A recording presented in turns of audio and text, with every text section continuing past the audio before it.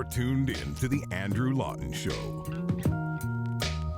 The Supreme Court of Canada last week ruled in a 6-3 decision that Justin Trudeau's carbon tax is in fact constitutional. Now, I know a lot of people on the left are viewing this as in some way vindication for Justin Trudeau's policy and vindication for the climate alarmism and vindication for all of the things that Justin Trudeau has accused the Conservatives of being deniers and all of that stuff. But in actuality, that wasn't what happened. It is a win for the government. Yes, the Supreme Court upheld that this thing that the government wanted to do was actually something the government was entitled to do. One of the big issues here is that the government was given the green light by the Supreme Court because of the determination that global warming was an issue of national concern in the sense that regulating greenhouse gas emissions is an issue of national concern. Issues where the court determines that provinces don't really have the ability to act are areas where the federal government can, under rare circumstances, claim jurisdiction. That was one of these circumstances under the Peace, Order, and Good Government section of the Canadian Constitution.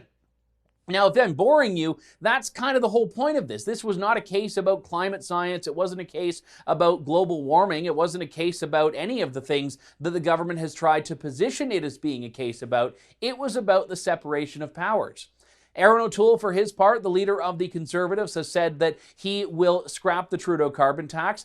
Last week, we spoke about Aaron O'Toole's speech at the Conservative Convention, in which he said climate change is real, the debate is over, and then also took aim at deniers and said that we are not going to allow the Conservative Party to be branded as the party of deniers.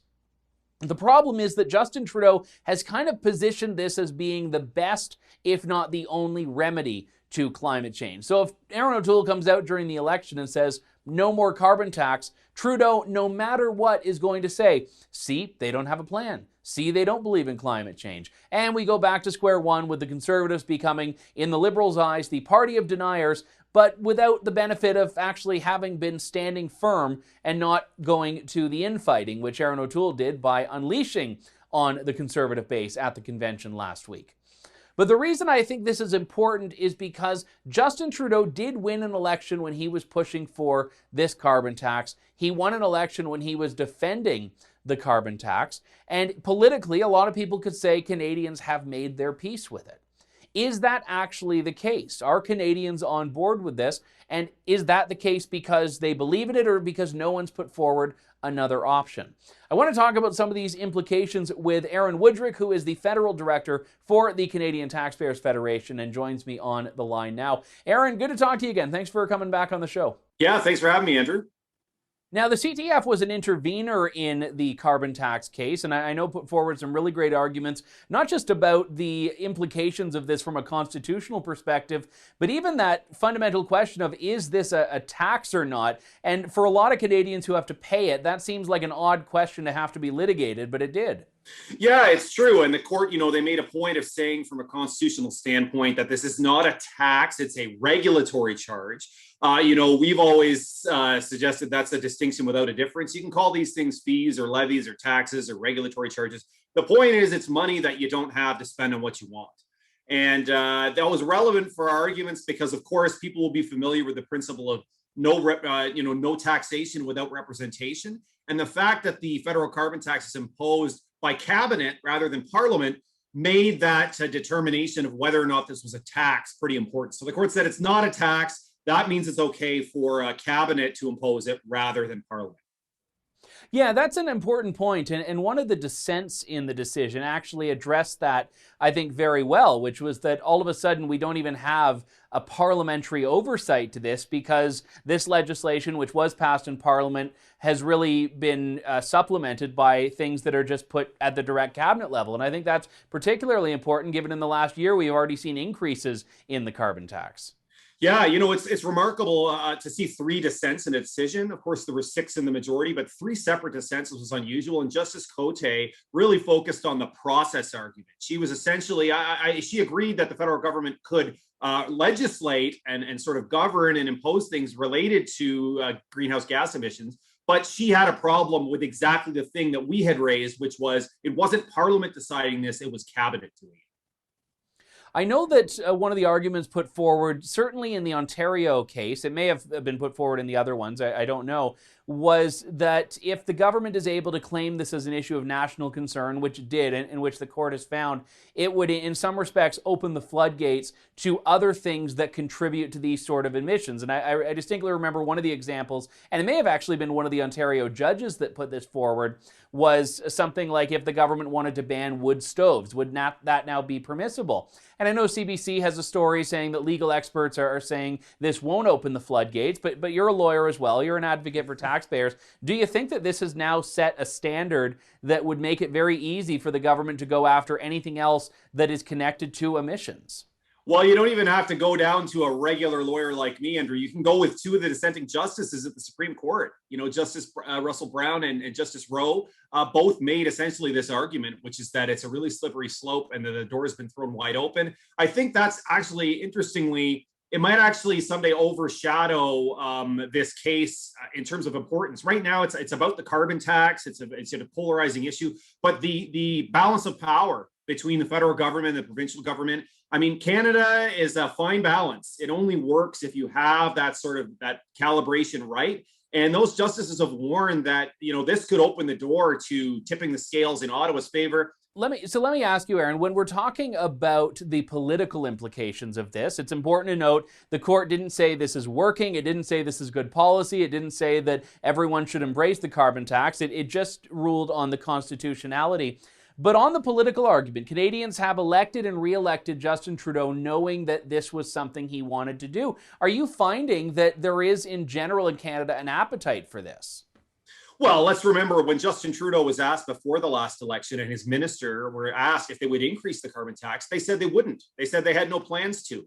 And then after the election, they decided to do it. So, you know, some people will like that and some people won't, but it's certainly not brave or honest to do things that way. So I think it's really misleading to claim that people love it. Look, Andrew, I think most people, if you ask them, they say, should we do something about climate change? Almost everyone says yes. Why not? It sounds like a great thing.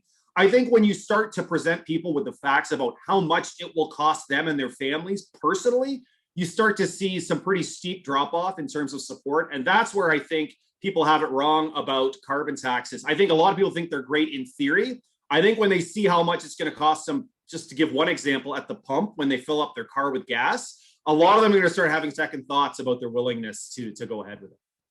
Well, and one of the arguments as well that I would put forward is that we were not seeing the scenario that the Liberal government pretended it was going after, which was provinces that were just doing nothing. All provinces had some plan that they were working on in this effect, and also provinces were seeing declines in emissions. So the idea that this was only something that the federal government could do, and if left to their own devices, provinces wouldn't, just is fundamentally not true.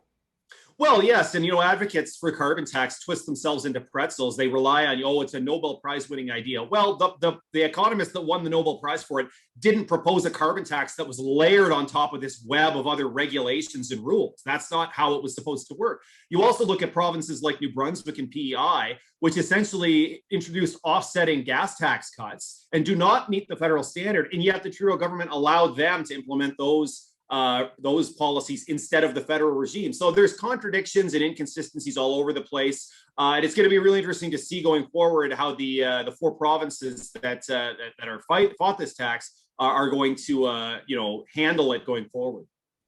Yeah, and I imagine, I know your counterpart, Franco Terrazzano, has been on the show talking about Western alienation and some of the economic situations that are facing Albertans, but I can't imagine that the West will take too kindly to not just the Supreme Court telling them, you know, that what their court determined has now been overturned, but also that, again, a made in Alberta version of this, or a province that has a made in wherever version of this, is not good enough unless the federal government deems it to be so.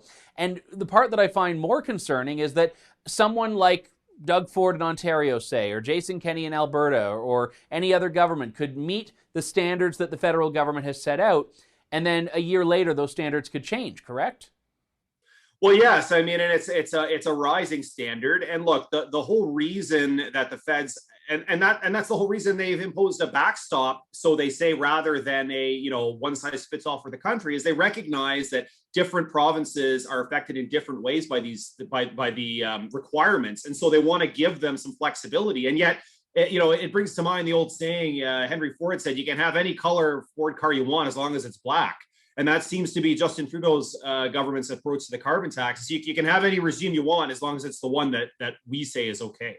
Yeah, I mean, who am I to tell the Supreme Court majority they got it wrong? But I did, when I was reading through the majority decision, find that to be a little bit odd. It seemed like overstating the autonomy that provinces have as the defense against the federal government regulating this. But again, if the federal government is still forcing them to do that, autonomy within those narrow parameters isn't really that much autonomy. Yeah, the test is supposed to be, and the Supreme Court laid out this test. And what confused me with the majority is I don't know how they managed to twist things around to see the Greenhouse Gas Emission Act meet it. What it's supposed to say is where there's an area of national concern, if provinces together do not have the ability or the willingness to do it, then the feds can step in. In this case, it's obvious that the provinces could do it working together. And yet the court somehow found that regardless, well, just because they could and they're not doing it the way Ottawa wants to, that gives Ottawa a hammer to bring down on them and force them to do it the way that Ottawa wants. So now that this is in the political realm, what do you think Canadians need to know about this? Because you're right earlier when you pointed out that a lot of people would say, yes, I want to do something about this issue. Is it working? Well, look, people in Canada point to British Columbia as the gold standard on the carbon tax. And I don't know why, because one, it's not revenue neutral anymore. They hold it up as saying, oh, look, taxes don't go up. Well, they do. And it happened for exactly the reason we warn about, which is the feds give it back for now. But at some point, especially now with all the debt we're racking up during the pandemic, there's going to be a big pot of money sitting there. And they're going to start asking themselves, do we really want to give that away when we literally already have it in our hands? That's exactly what happened in British Columbia with theirs. The other is emissions aren't going down in BC. They're rising more slowly. So the people continue, the advocates for carbon taxes now move the yardsticks and say, oh, well, that's better than it would have been. But that's not what they promised. They promised that emissions would go down. They're not going down. They're going up. Yes, they're going up more slowly, but that's not going to get us to the net zero that everyone keeps talking about. So in that way, it moves further and further to that argument you raised at the beginning, that this is a tax because government's collecting revenue when it goes up. Yes, look, and I don't deny there's a rebate. People say, oh, why don't you mention the rebate? Yeah, it's better that they give some of the money back. I don't deny that at all. My point is we've already seen in British Columbia what happens is eventually governments realize that, hey, we've got this big pot of money that we really need. Why should we give it back? Why don't we just quietly stop giving it back? And that's my fear as we get up to $100, $150 a ton. And right now, people are getting rebates every year with their taxes, $500, $1,000, $2,000. That could go away. And then you're really, up the creek because you're paying a lot more and you're getting nothing to offset it. Aaron Wudrick, Federal Director for the Canadian Taxpayers Federation. Always a pleasure, Aaron. Thanks for your work on this. Yeah, thanks a lot, Andrew. Thanks for listening to The Andrew Lawton Show. Support the program by donating to True North at www.tnc.news.